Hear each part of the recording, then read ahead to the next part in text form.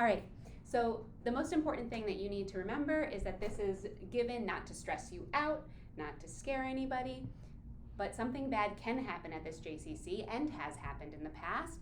And if it happens, we want to make sure that everybody has the skills to act in the appropriate way. Most importantly, if something happens to us, assess the situation, whatever it is, and take action. We'll start this training by showing a short video of the rabbi of the synagogue in Texas. He was in this situation for 11 hours. And he's talking about how his training saved his life and was able to help save others.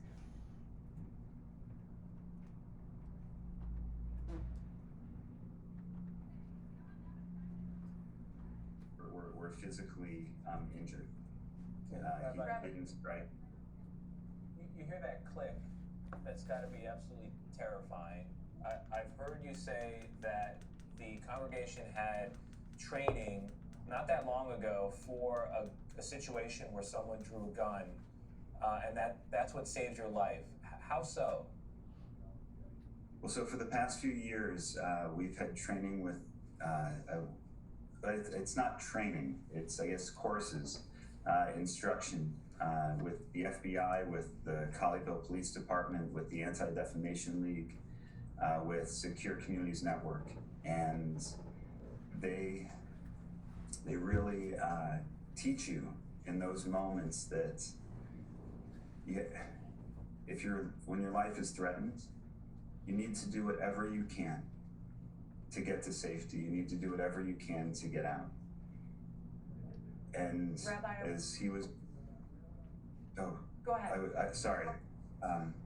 When the last hour or so of the standoff, he wasn't getting what he wanted. He was getting, it didn't look good. It didn't sound good.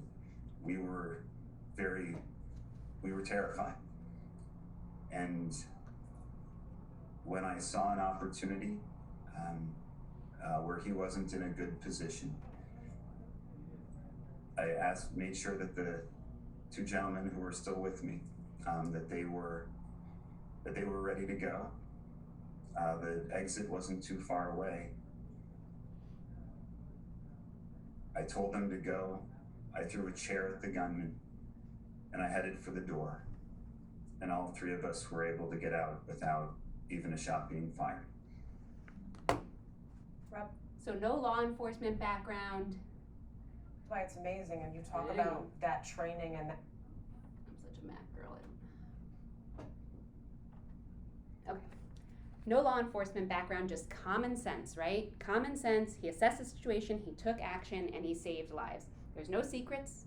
Every single person in this building has a wealth of knowledge, and we just need to act when there's a situation. Okay.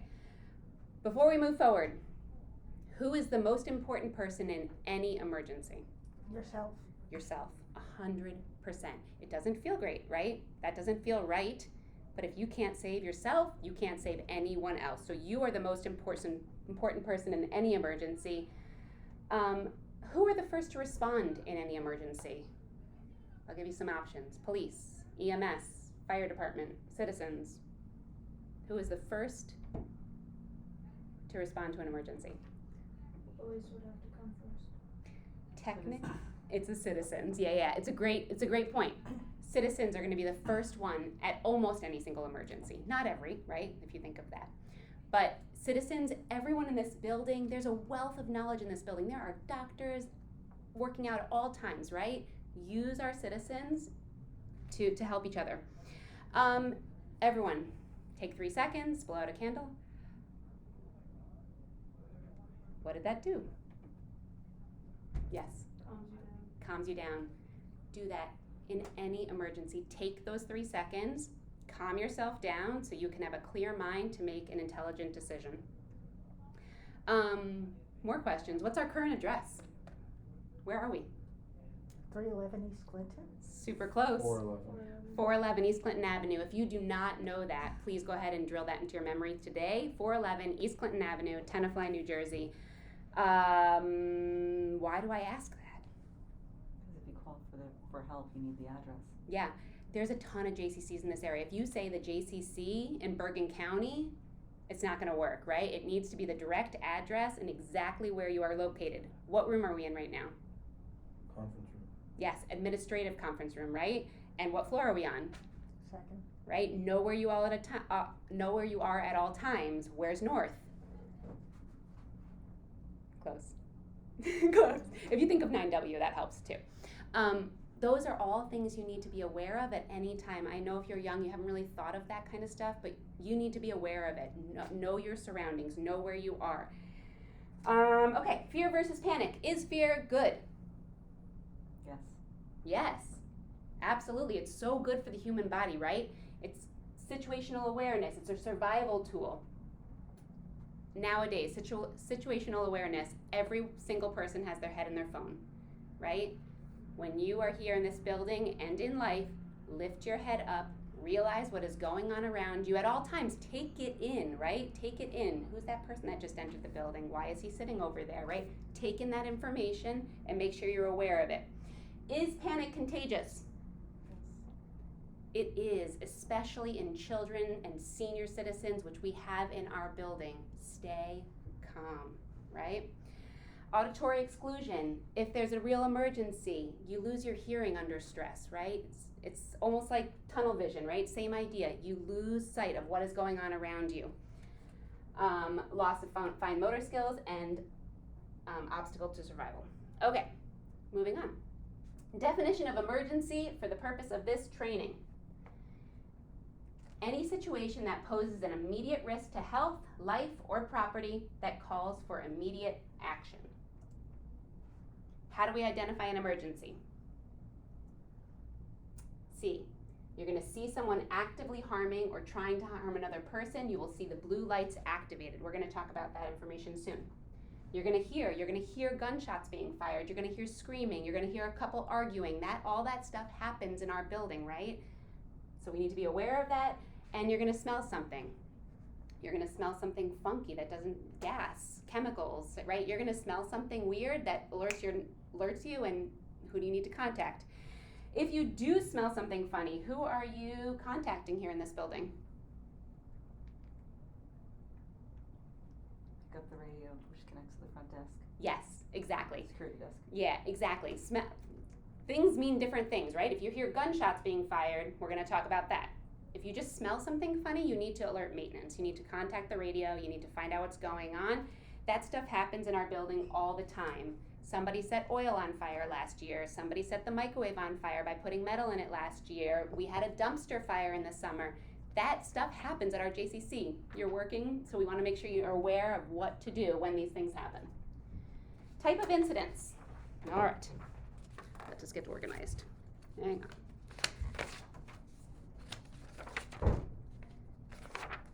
Appreciate your patience. Okay. Type of incidents. Active shooter, stabbing, improvised explosive device, violent behavior, physical confrontation, knife, bat, chair, vehicular assault, ramming, utilizing your car or truck. Why do we have those massive flower beds in the front of our building? Has anyone ever noticed our flower beds before? Huge, huge, right? Cement things. Why do we own them? Somebody can't drive through the front door. 100%.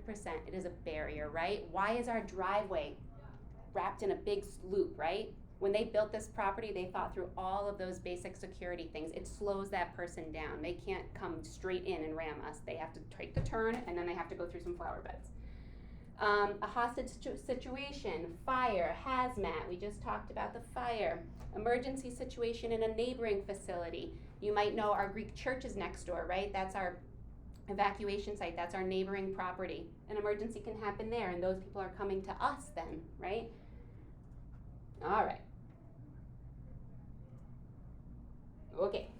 Why they act. Criminal, terrorist. We are a Jewish facility, right? There is a lot of anti-Semitism out there. You have a disgruntled employee. Somebody is angry. They get fired. If you know, the most important thing I'm going to say about that is if you know something about somebody who's upset, who's an employee here at JCC, hey, come on in, come sit next to Jody.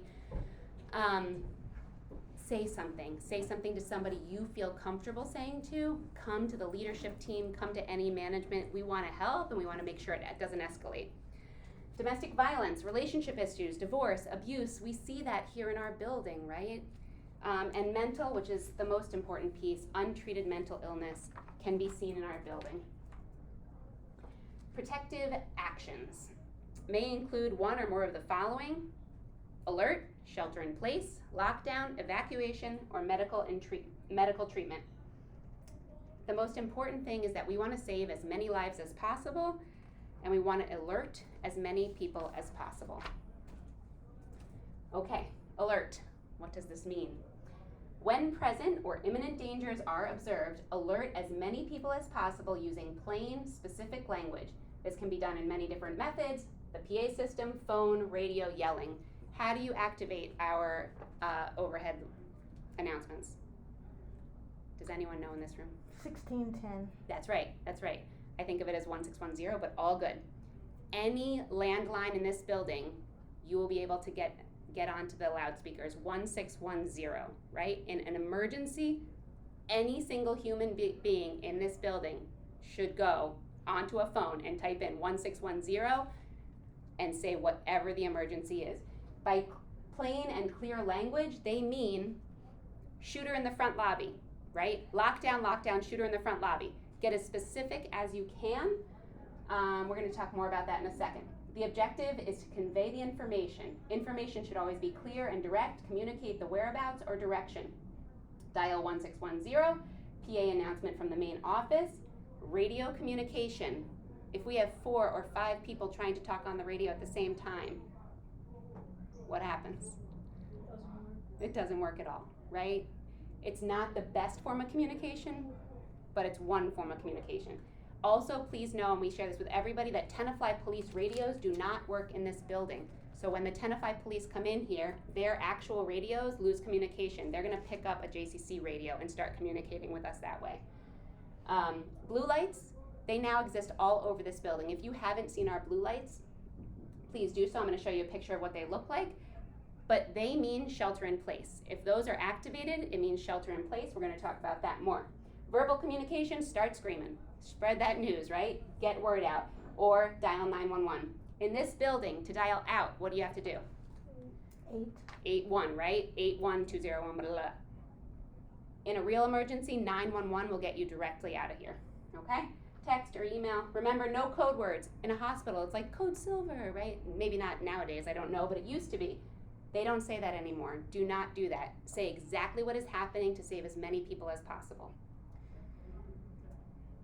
Okay, information to provide to 911, state who you are and what the emergency is, right? Exactly where you are, who you are.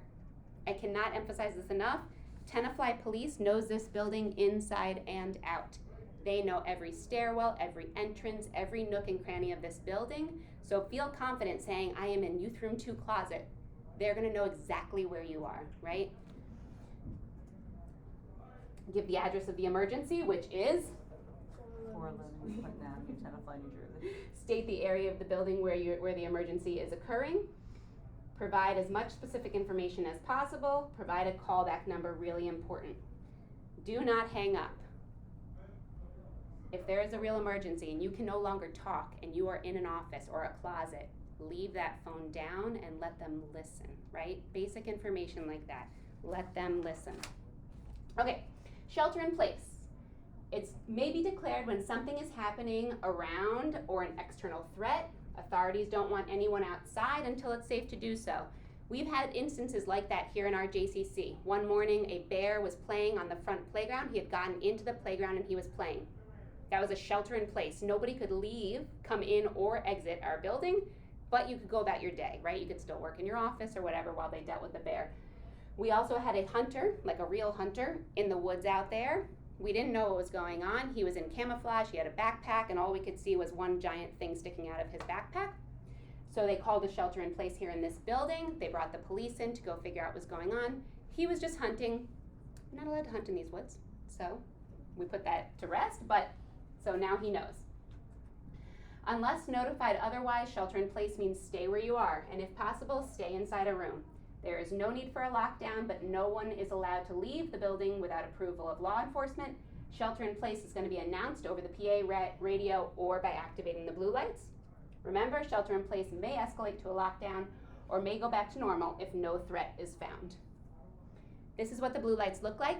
You can see them from any single hallway in this building. They just put in a ton more, which is very exciting. How do we activate these guys and who's allowed? This is the poll station. It's located at the front desk, courtesy desk, here at Mirta's desk. If you don't know Mirta, she's an amazing lady who knows literally everything in this building. Her desk is located right out here. It's also in the camp building and in early childhood. Don't practice, but when you're done, you may want to go just peek under the desks and notice where it is, notice what it looks like. This is upside down, right? So you reach your finger in and you pull out, pull toward yourselves to activate it. It sends a direct message to the police and alerts that we have an emergency here at the JCC. So don't practice, but notice where it is. We've had that happen before. We did send us into an emergency lockdown, but that's fine. No one in and out of our buildings we talked about. Really important, especially if you take care of children. No child can be dismissed in a shelter in place. Parents are gonna say, I want my kid, right? They're gonna fight you and you don't. They're under our care. We take care of the children when they're in our care. Okay, we talked about that and we talked about that. All right. Recent active shooters incidents. The most important thing I want you to know about this is that it means a threat or a situation is ongoing. There is a desire to kill, right? They might have targeted victims. They're going to continue to move through this building until they are stopped, either by law enforcement, by one of us, or by killing themselves. Another really important piece is that there is no typical profile for active shooters, right? It can be any single human being. Really proud to say this, the average police response time in Tenafly is under 3 minutes. Average shootings are 12 minutes in length, and there were 693 mass shootings in 2021. All right, run, hide, fight. In this building, we do this in an emergency. Run. If you're in a place where you can get out, go ahead and run and get out to safety, right? We have a beautiful piece of property with beautiful woods. Go. Run as fast as you can. Denial is going to get you hurt. When the opportunity exists, leave your things and go. Do not hesitate. Remember, time distance shielding. Be familiar with the exits. Leave your belongings, evacuate safely, and then report to 911 when it's safe to do so. I'm going to show you the run, hide, fight video. Be aware that it's a little bit graphic, so just go ahead and prepare yourself for that. Ooh.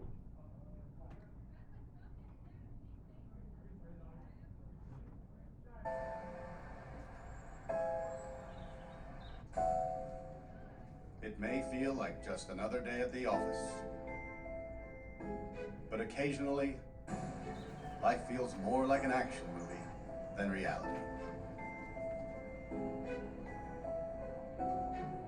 The authorities are working hard to protect you and to protect our public spaces.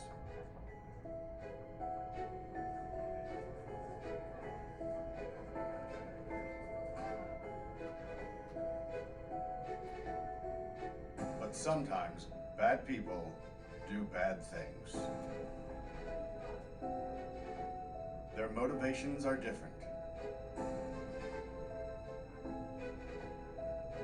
The warning signs may vary, but the devastating effects are the same. And unfortunately, you need to be prepared for the worst.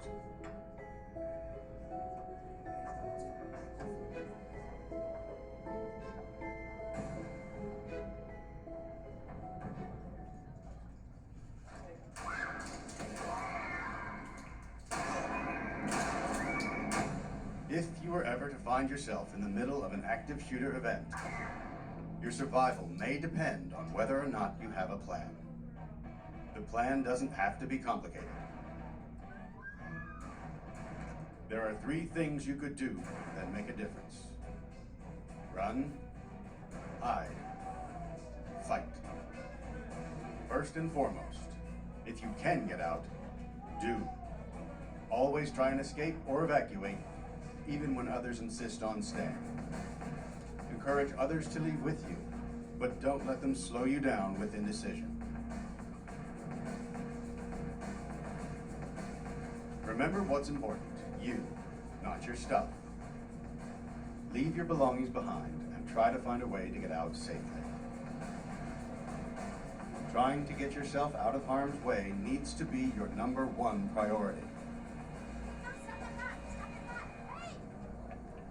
Once you are out of the line of fire, try to prevent others from walking into the danger zone and call 911.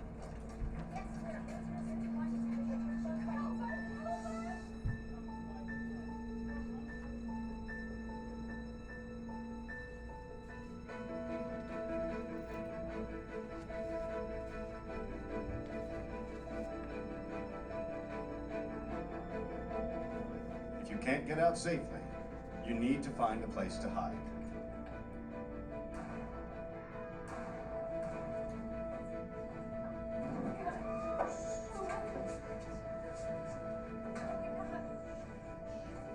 Act quickly and quietly. Try to secure your hiding place the best you can. Turn out lights, and if possible, remember to lock doors. Silence your ringer and vibration mode on your cell phone. And if you can't find a safe room or closet, try to conceal yourself behind large objects that may protect you. Do your best to remain quiet and calm.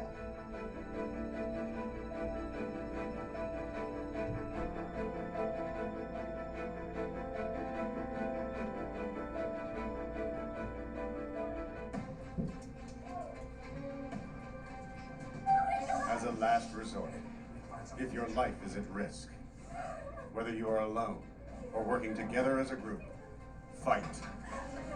Act with aggression. Improvise weapons. Disarm him. And commit to taking the shooter down, no matter what.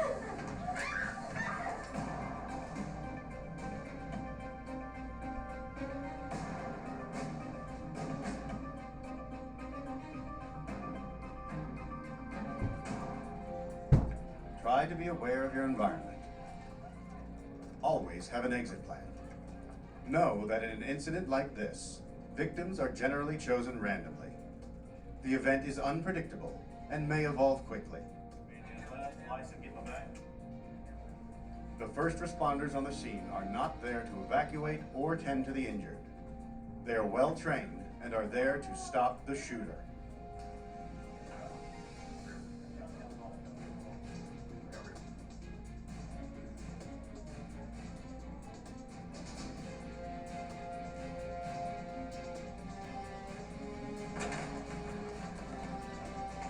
Your actions can make a difference for your safety and survival. Be aware and be prepared.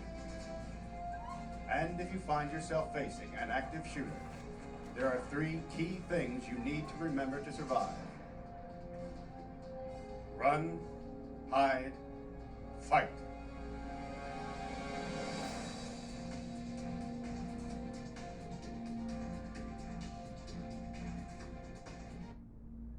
Okay. So how do we respond to an active shooter? We go into lockdown. We try to verify what type of emergency you're responding to before taking action. If an emergency is ongoing, act immediately. When the perpetrator's goal is to harm people, every second counts. Who in this building can call a lockdown? Anybody? Any single person. The first person who sees it, get on the PA system and call a lockdown, right? Last year in the training, Chris Perilli, our maintenance guy, know that if you don't know, we have security cameras all over this building. We can see every inch of the building at all times.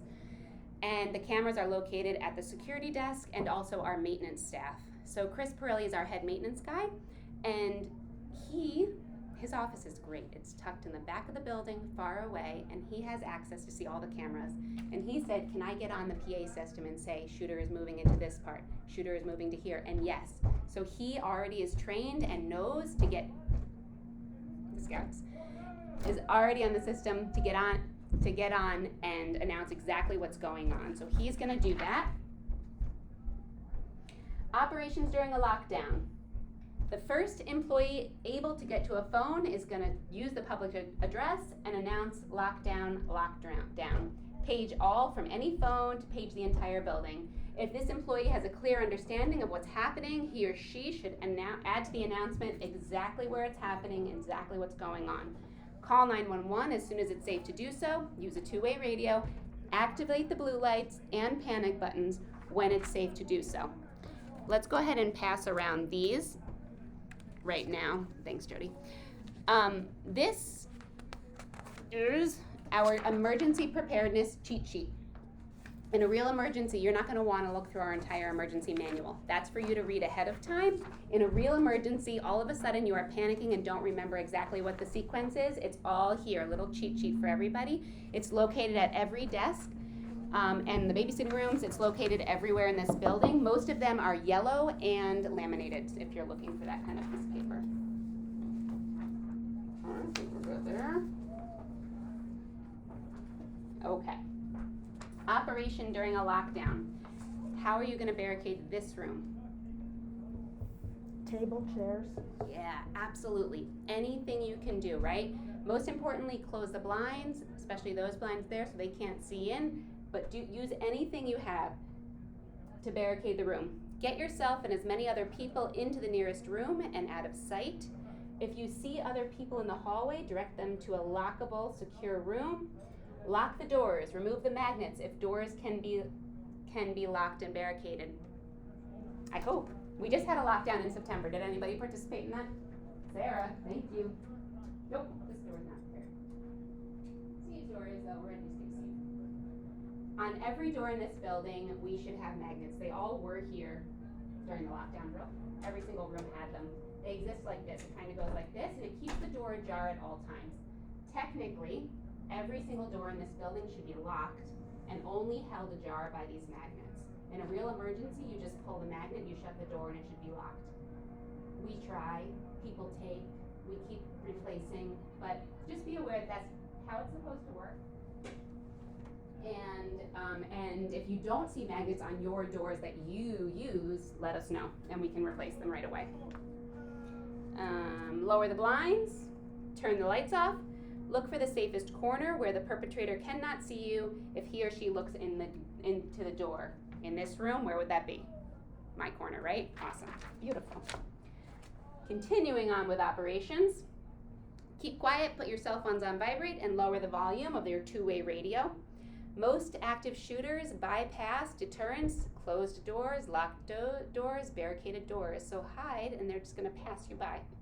Stay in safe areas until directed to do so by law enforcement or move or evacuate. Never open doors during a lockdown, even in the event of a fire alarm. Why?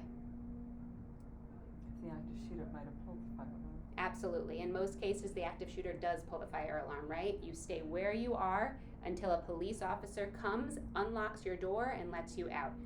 Example, in Sandy Hook, she didn't even, when they announced it was police, she didn't even do it then. The officer had to put a badge under the door, and then she felt safe enough to have him open the door. If a fire alarm goes off during a lockdown, remain where you are unless smoke or fire, right, is an imminent danger to you. Along those lines, if Sue or Steve, if you don't know, Steve Rogers is our CEO, Sue Gelsey is our Chief Engagement Officer. Those are our two heads. If one of them gets on the PA system and says, it's fine, lockdown's over, you guys are safe, what do? Don't, right? Do not. They might have a gun to their head, which is horrible to think about, but that may be the case, right? You don't open that door during a lockdown for anything. The police will open your door for you. Operations during lockdown continuing. For further directives, law enforcement officers and administrators are going to open your doors. Tenify Police, we have a locked safe in this building where we keep all the keys for the entire building. That does not get opened unless of a real emergency. Tenify Police is the only one who has the code, and some of our key players here at the JCC. They know where that box is, they know how to get in, and they know how to access all the keys to our building. All clear is going to be announced by the police only. This will be done by law enforcement entering each room in the building. Okay, what if we're outside? What do we do during a lockdown? Yeah, louder. Run. Run. Get out. We had this in the drill. We just did a lockdown drill here at the JCC in September. Early childhood was outside playing on the playground, and they heard the lockdown, and they came inside the building to lock down, right?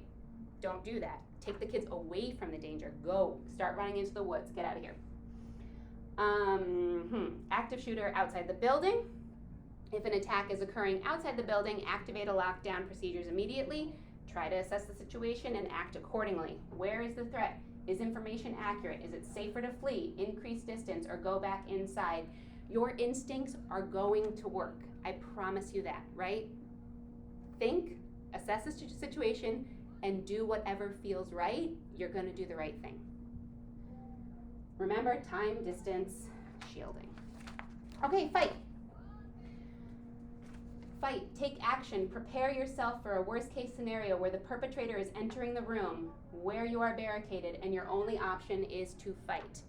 The best thing in this building to fight with is our fire extinguishers. They're about every 20 yards in this JCC. If you haven't seen any of them or noticed them, when you're walking down the hallway next time, just take a notice, right? They're in this big white box on the wall. You probably just haven't noticed them yet. Take a notice of them. You can either spray the perpetrator, you can whack them in the head, right? Use heavy things to fight. The fighting is to disrupt the intruder by using an improvised weapon, right? Exactly the thing in the synagogue, he threw the chair. Just enough time to get out, right? Just enough time. They say chairs, fire extinguishers, pens, scissors, I didn't do this. Targets, eyes, throat, hand-holding weapon. Act aggressively as possible. Be brave, be strong, just go for it. Okay, order of operations during evacuation. Where is our evacuation site here at the JCC? Does anyone know? I don't know. Where is that place? It is. It's our Greek church. If you don't know our property, that direction is the Greek church. There's a paved pathway. So you're going to exit the back of the building and you're going to run to the Greek church as fast as you can. That's our evacuation site. Don't run. I lied. You're going to walk carefully, just like the picture shows.